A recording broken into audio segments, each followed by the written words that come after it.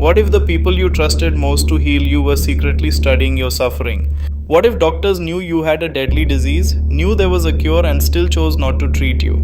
It sounds like the plot of a disturbing thriller, but this wasn't fiction, it happened in real life.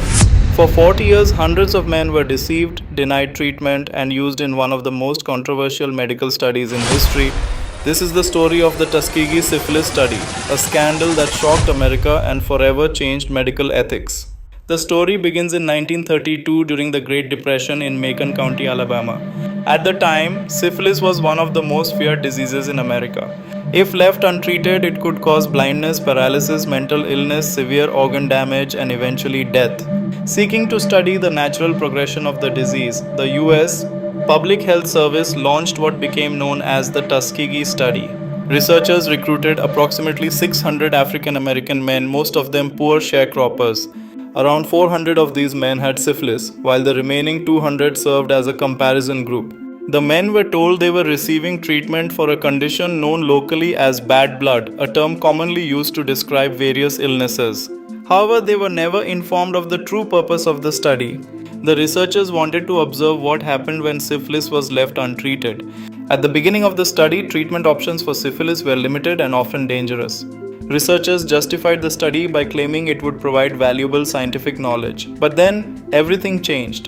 In the 1940s, penicillin emerged as a highly effective cure for syphilis.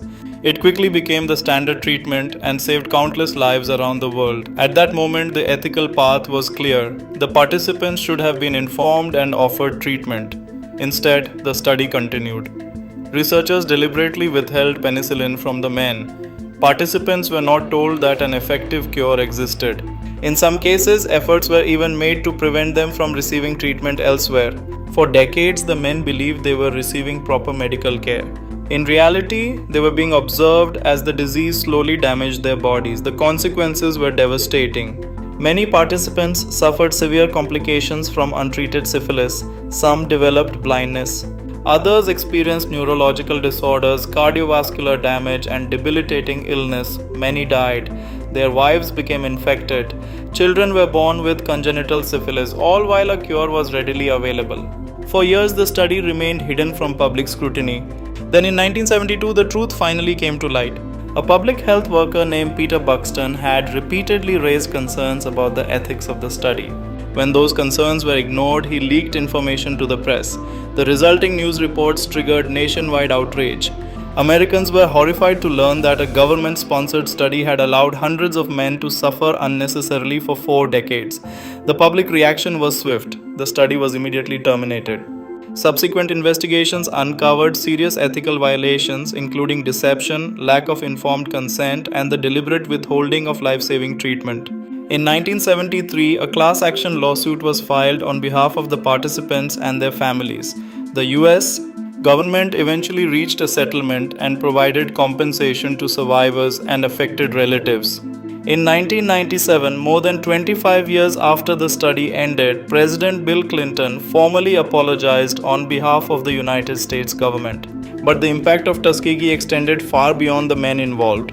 The scandal became a turning point in medical research and clinical ethics.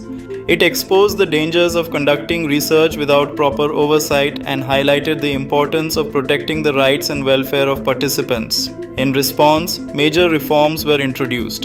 Institutional review boards, known as IRBs, became mandatory for human research studies. Informed consent requirements were strengthened. Additional protections were created for vulnerable populations.